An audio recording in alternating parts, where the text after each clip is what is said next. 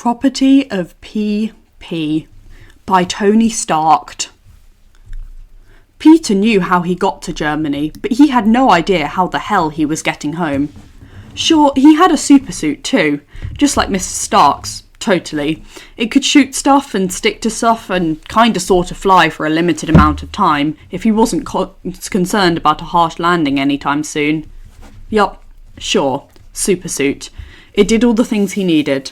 Except get him home. Well, at least he was stuck at an airport of all places. Mr. Stark had needed to jet off pretty quick, and apparently when Tony Stark says jet, he doesn't always mean actual airplane for other people to ride. He really means, my suit has an occupancy of 1, so I'll send my people to pick you up. Chill out, kid, you'll be back in time to do your homework.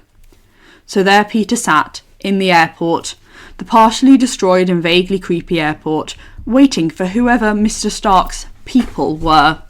What time was it even? How long had they been in Germany? Jesus, Aunt May was probably flipping shit. Peter flopped back onto the cold airport bench he'd been on for God knows how long, and sighed. He closed his eyes and tried to ignore the dull throbbing in his arms and legs and back, and pretty much everywhere else, but wasn't met with too much success. If this is what being a superhero actually entailed, it almost made him want to second-guess the whole Spider-Man thing. Not that much, though, because for every bruise he had from earlier that day, he had about 10 ounces of excitement, because that fight was the coolest thing he'd ever seen, let alone been part of. And as much as sitting there in that empty airport sucked, it felt right, like he was here because he'd done something worthwhile. It was a feeling he'd only experienced for the first time about 6 months ago, and it made his next decision an easy one. Spider-Man wasn't going anywhere. Except home. Excuse me? Peter? He'd just been about to take a cat nap when a voice startled him out of it, and Peter jumped, nearly sliding off the bench. He blinked a few times to get reoriented and figure out if that voice belonged to one of Mr. Stark's people, and holy shit. Was that... Did Mr. Stark seriously send freaking Pepper Potts to pick him up? Hi, Peter said, hastily trying to gather himself and sit up on the bench like a normal person, or as normal as a person wearing a grime-covered and half-ripped spider suit could be.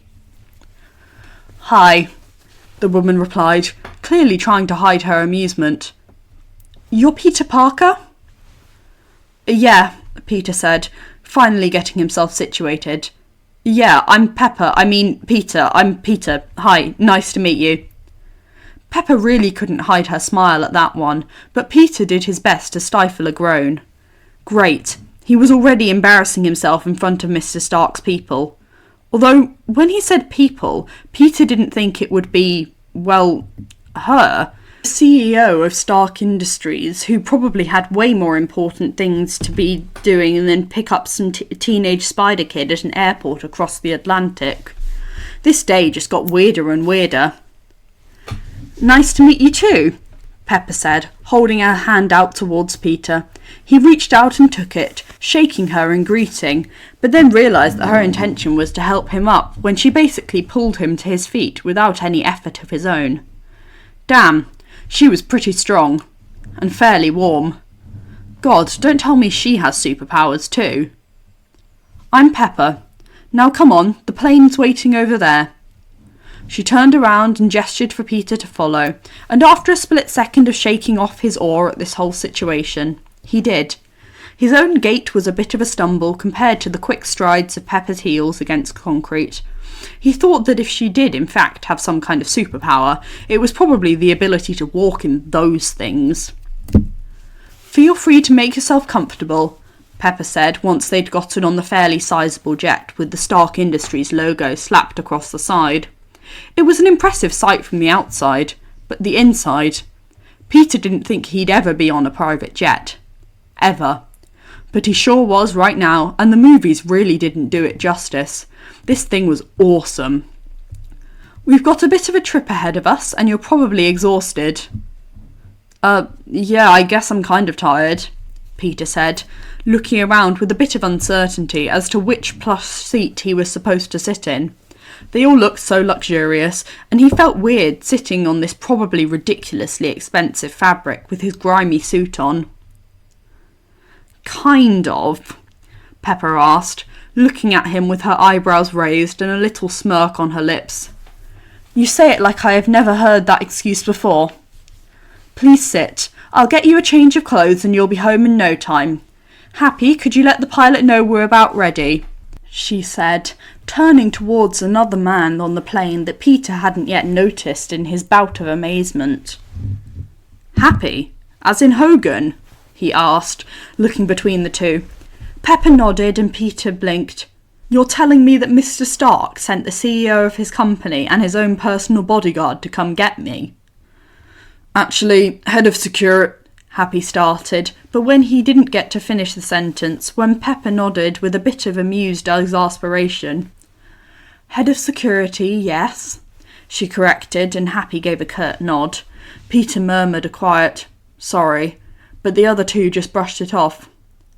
Tony doesn't just send anybody when it's important, she continued, rummaging through a duffel bag on another one of the seats. Which he told me that you are, so yes, you got myself and Happy. Oh. Important? Really? That important? Peter, honestly, was in awe all over again. Not that he'd stopped in the first place. Wow, thanks. A lot for taking all this time. I mean, I bet you're super busy, crazy busy, and that's a pretty long flight, so it's really not a bother, Pepper said, effectively stopping Peter's rambles. Honestly, I'm glad. Germany's a nice country and it got me out of a board meeting I really wasn't looking forward to, so it was nice. Plus, with all the babbling Tony's done, I was pretty eager to meet you for myself. She smiled, and the little gesture actually made Peter feel like less of a burden at the moment. She was just so nice, so kind, and Peter thought that she and Aunt May would get on very well. Here, Pepper said, handing him a pair of folded pants and a shirt. The pants might be a little big, sorry, they're Tony's. Peter shrugged, not bothered. At this point, even clothes that were 4 sizes too big would have been better than his suit. He unfolded the pile of clothes Pepper gave him and stopped to read the graphic on the heather grey t-shirt. It depicted 2 cartoon atoms, one exclaiming, I lost an electron, while the other asked, Are you positive? It was ridiculously cheesy, but also kind of hilarious, and Peter couldn't help but laugh a little. Is this his too? He asked. Pepper hummed, looking up from her phone to see what the boy was talking about. Oh, she chuckled softly. No, that's mine. Thought it might fit you better than one of his shirts. Peter raised his eyebrows, glancing between Pepper and the shirt in his hands. That was unexpected. He'd only ever seen her on magazine covers and in the news, of course, but when he did, she was always so pulled together, so poised, usually dressed in a sharp business suit with 5-inch heels. The mental image of her wearing something with such a juvenile pun was actually kind of hilarious. Although, Peter supposed, that she was a real human like everyone else, and any real human couldn't do with wearing power suits and stilettos 24/7. But still. Apparently no one else thought it was just as amusing as he did, though, so Peter just shut up and resolved himself to go change. He managed to find the restroom on the plane, which was the closest thing to a regular bathroom he'd ever seen on an aeroplane before, and got washed up and changed as fast as he could. It felt a hell of a lot better not to be wearing that suit anymore, even if Mr. Stark's jeans were definitely a little big on him. He wandered back out and sat down in one of the overly plush and luxurious chairs, folding his hands in his lap and trying not to seem too awkward. Awkward was definitely not the kind of impression he wanted to make on the people he was currently surrounded with, although he didn't think there was much he could do to avoid it anymore. Pepper was sitting there perfectly poised while she checked her emails or something on her phone. Happy was in the back, trying to look as protective and intimidating as he could manage. Mr. Stark was, well, God knows where, and Peter was just sitting there, beat up, twiddling his thumbs and wearing their clothes. Yeah, awkward. Mr. Stark talks about me? Peter blurted a few moments later. After that, he definitely gave up on the don't make it awkward thing. Pepper looked up from her phone, the corner of her mouth turned up in amusement. "Did he tell you to call him Mr. Stark?" she asked. Peter shrugged. "Maybe. What?" "Oh, nothing. Pepper shook her head and waved it off. "It's just funny that he spent 10 years trying to get me to not call him that. Anyway," she managed to shake off her amusement as well. "Yeah, he's talked about you quite a lot, complete with video evidence on YouTube and excited technobabble." Peter nodded slowly, just giving himself a moment to let that sink in. It was a shock initially to know that he caught Tony Stark's attention, but knowing that the man's fascination went that far? Crazy. And kind of flattering. "Oh," he said, unsure which part of this to address first. "Yeah," Pepper continued, that small smile still on her face as her eyes wandered absently towards the window. "It's been a long time since he's latched onto something besides his suits like that. I mean, it was a little much having Spider-Man YouTube videos sent to me every half hour, but it was refreshing to see him so engaged." She looked over towards Peter again, and by the way her blue eyes almost glistened, he could tell that she was really telling the truth. He actually felt touched. He was a kid on Christmas morning when he finally figured out who you actually are, and that you live in the city. "Wow, Peter huffed out a semi-incredulous chuckle. "That's cool. Man, that's cool as hell." Seriously, freaking Iron Man spent all that time and energy tracking him down. Peter really didn't think he was that fascinating by any means, but it was nice to know that Mrs. Stark and apparently Pepper Potts thought so. With that idea, however, something occurred to him, and his stomach dropped for a moment. "You're the only person he's told, though, right?" Something in his expression must have shifted drastically, because Pepper's demeanour changed almost instantly. "Yes," she said, confidently enough that it was actually reassuring. "Yes, of course. Tony might not care about keeping his own identity secret, but he would never out someone else like that." Peter felt himself deflate. Well, of course. Logically he knew that, but even the littlest thing that indicated that his cover was possibly blown still froze him up. For what it was worth, he trusted Mr. Stark so far, but it was still nice to have the definite reassurance. "Yeah," he said, visibly relaxing. "Good. Not really into the whole announcing my secret identity from a national pedestal thing." Pepper chuckled. "Me neither." Peter raised an eyebrow, sceptically. "Don't you do that for a living?" he asked, lips twitching into a dubious smile. "Stand on a national pedestal?" Pepper paused to consider, looking around for a moment before she huffed out another quiet laugh. "Well, yes," she said. "For my day job, at least." Peter blinked, then shrugged, confused. "And your night job?" "It's not really a night job," Pepper replied, clearly questioning her word choice. "It's not really an anything job."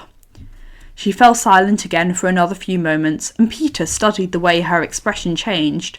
She seemed to be having some kind of internal argument with herself, and he actually started to feel a little guilty for broaching a clearly touchy subject. She seemed to come to terms with herself a little bit later, though, and Peter watched curiously as she looked down at her hand and clenched her fist. He wasn't sure if it was just some kind of nervous reflex thing, but not even a few seconds later, it looked as if her pale skin began to glow. Yeah, it was glowing. A deep orange that ran from her forearm all the way down through her fingertips, seeming to illuminate the veins beneath her skin. Holy shit! Was that... Jesus Christ. Peter supposed that explained her unnaturally warm handshake, whatever the hell it was. "What the Peter started, but didn't get all the words out as his wide eyes danced between Pepper's hand and her eyes. "It's called Extremis," Pepper said, starting on the explanation that Peter was no doubt was going to ask for. "Something I never wanted or asked for.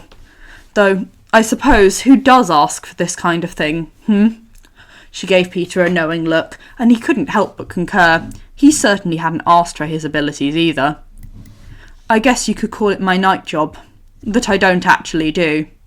Peter still stared for the moment, riveted. Pepper's fingertips sparked, but not even a few moments after the orange glow began to recede, fading down her arm to a pale yellow before disappearing completely.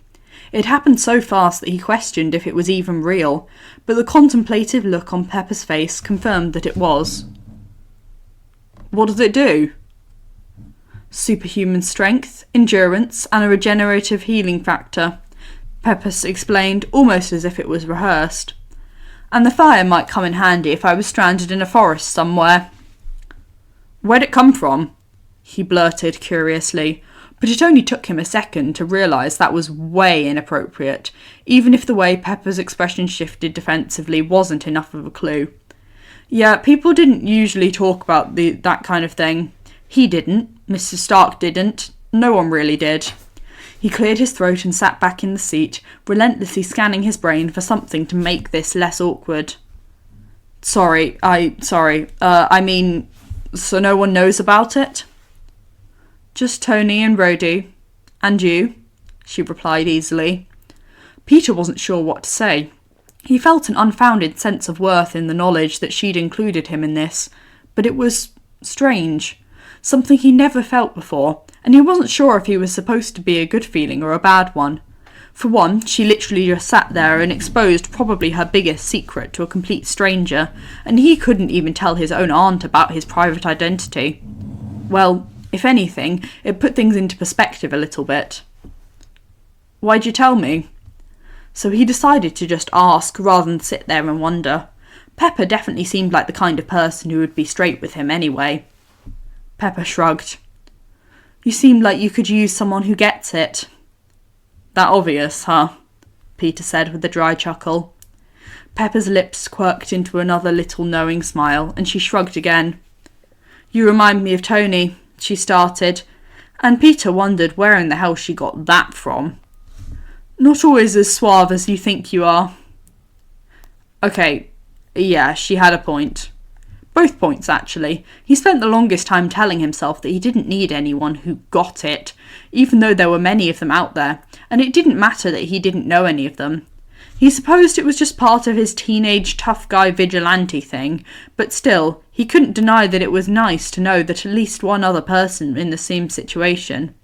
He certainly didn't expect that person to be one of the most influential business executives on the planet, but somehow that made it comforting. She had a lot to lose for the sake of that secret. Peter didn't have nearly as much, but he had enough for it to matter.